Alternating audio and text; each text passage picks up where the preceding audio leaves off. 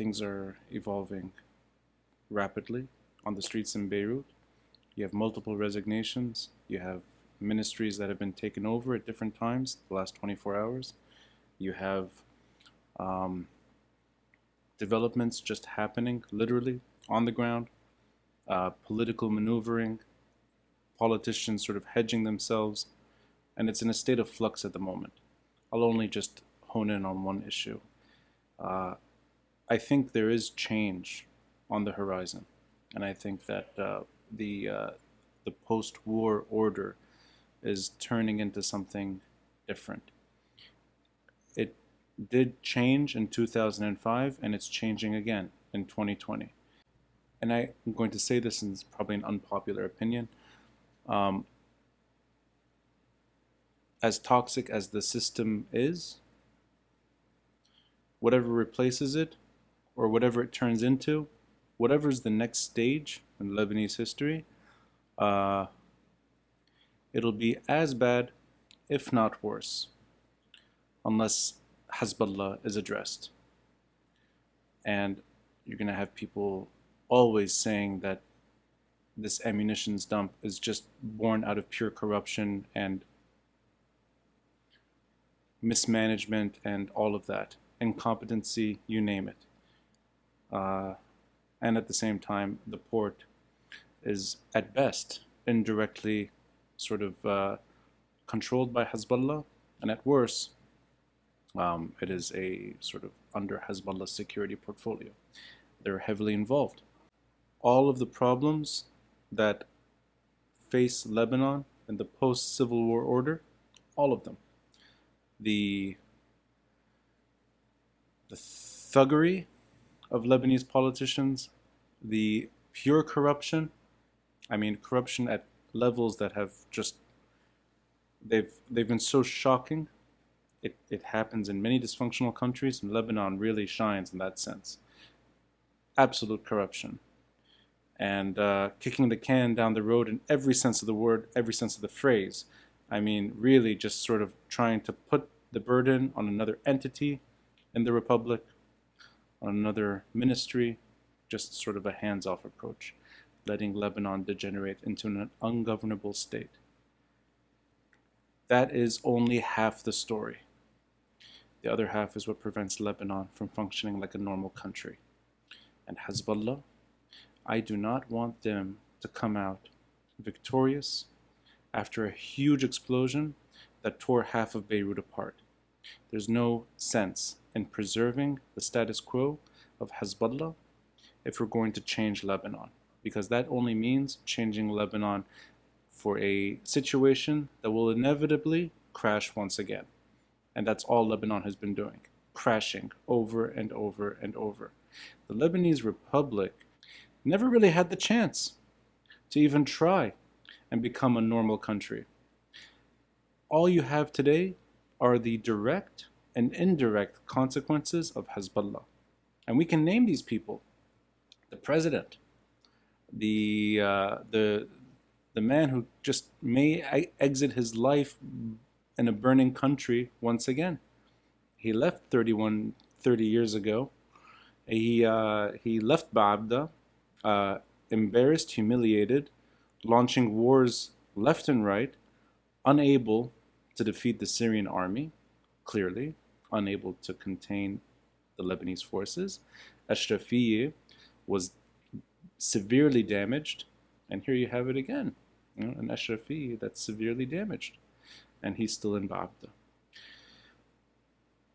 That man who fought the Syrians, who stayed away for 15 years in exile, screaming and shouting at Pax Syriana, at this sort of Syrian hegemony over Lebanon, and he's a critic of Hezbollah, comes back to Lebanon and cozies up to two things, Assad and Hassan Nasrallah, preserving his longevity. He's a consequence of Hezbollah. Nabih Berri, the most unattractive politician possible, a man who's, I think, probably, his role as Speaker of Parliament is sort of the last accomplishment, the most insignificant accomplishment on his list. He turned thuggery mafia-like bribery, intimidation, and just pure corruption into a brand, and he represents it. Saad Hariri, who inherited a legacy. Whatever you think about his father, doesn't matter. He inherited something. A man, Rafiq Hariri, who died trying to pull Lebanon out of that quagmire. Whatever you think of his domestic politics, whatever you think about the debt, whatever you think about Solidaire, all of that stuff. That aside, Saad Hariri inherited something. He inherited a Lebanon leaving the Syrian era and the Syrian army exiting the country, and an independent Lebanon for the first time since the Civil War. And his biggest accomplishment has been resignation. Compromise after compromise after compromise. Resignation, resignation, resignation. And then cozying up to two devils, the son-in-law of the president and Hassan Nasrallah, and returning to the stage in 2016 in a shape that was so embarrassing. And I think his survival depended on it. An indirect consequence of Hezbollah. The man would not return to the stage without Hezbollah's blessing. And actually, towards the end, Hezbollah really wanted him to stay. That is pure hostage-like. That is Hezbollah's dominion over Lebanon. Criticize Hariri all you want. Criticize Hariri to the last day you live. And yes, the man resigned, which was great. That was the first step in the right direction. And at the end of the day, we have Hassan Diab, a byproduct of Hezbollah's dominion. And shouting and screaming that this is not a Hezbollah government. I'm sorry. Any government that exists in the current setup is going to be a Hezbollah consequence. And you know what? The list is long, and there's no need to go into all of them. But these are clear examples, and the Lebanese army cannot do its job. Even if you have intelligence at the port, even if you have individuals that want to actually get rid of this and fix a very, very dangerous situation, they're going to be sidelined because Hezbollah has the final say. Now, all that is the legacy. I mean, that is how Lebanon wobbles and falls today. And that's how Lebanon is perhaps permanently injured. But I don't want to see the system change with that group maintaining its status quo. 1 foot in, 1 foot out. A regime, a government, whatever you want to call it, a system that protects their interests and lets them do their dirty work. And then you have the worst forms of Lebanese politicians governing the rest, governing all the things that Hezbollah doesn't care about. Electricity, trash, environment, whatever. All things that represent the worst Lebanese era. This is a byproduct of Hezbollah. Should be said loud and clear. And there are brave protesters who are saying these things, and there are many slogans being chanted, and there are many things that are being shared online to that effect. But I think, and I say this, I know this is not maybe it's not a popular thing to say, but I don't think corruption is Lebanon's curse. And I don't think the system is Lebanon's curse either. It's a bad system, it's an ugly system, and it's an outdated model, and it should go. Something else should take its place. But Lebanon will never be a country where you can hold politicians to account, where you can hold the state to account and expect fundamental change. It will never be, as long as you have something like Hezbollah that could potentially emerge from one of the most disastrous explosions to ever hit Beirut, could come out clean. In 2020, whoever's left in this republic is either a direct or indirect consequence of Hezbollah. The brave souls who tried to warn that this is a very explosive situation were just cast aside. Silenced. It is time for the system to change fundamentally. That is true. And it is time to hold people to account. It's long overdue. And it is time to demand a healthier relationship between Lebanese citizens and the Lebanese Republic. All that is true. And this kind of incident should shake everyone to their core. It should also expose Hezbollah. And Lebanese ministers resigning, MPs resigning, ministries are taken over at times.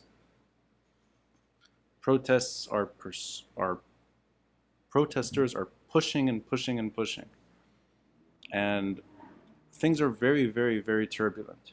And people are dying, people are getting injured as a consequence of where we are. And it'll be a big accomplishment if many of the worst representatives of modern Lebanon run away out of fear. But that accomplishment will only be put in perspective if Hezbollah is not addressed. It is high time that this group has no involvement in security or foreign policy. No involvement. And you can look back on them with pure nostalgia all the time if you want, when the Israelis were in Lebanon. If you want. I mean, that is the Syrian Dominion years that tolerated the final group to remain armed and all other groups to be disarmed. So you want to look at them with that sort of romantic view? Please do. That's history. The Israelis left in 2000. 20 years later, you have a monster. I really hope that whatever Lebanon turns into after 2020 is not an uglier version of the Lebanon that I grew up in. And I really hope that this group is held to account. They've gotten away with too much. They got away with my father's assassination. I'm permanently scarred from this. But I'm one person. My family, people that knew him, people that loved him, were scarred. I'm scarred. I'm permanently damaged. Beirut dealt with a mushroom cloud explosion, shook buildings to really just to crumble and fall and kill innocent Lebanese living their lives in a country that is suffering all the time. And they die, or they get injured, and their property is gone. They're scarred. I think all of us are scarred from that in various degrees. Anyone who watched that explosion, who has some sympathy for Lebanon, I think, is scarred. But if you really, really are invested in that country and care about Lebanon, this is lifelong injury. So, all the things that brought us to that explosion, are on the table. And I hope the corrupt leaders are thrown away. I hope the indirect consequences of Hezbollah are thrown away too. I hope everyone that maintained some political power with Hezbollah's blessing, and anyone who did a dirty dance with them, anyone who signed deals with them, or anyone who sort of assumed power under their oversight, I hope they're all thrown away. But I'd like that group to change fundamentally. There's no excuse, simply no excuse for Lebanon to host that monster any longer. Lebanon's been a hostage for way too long, and I think it's time. We broke free. Thank you.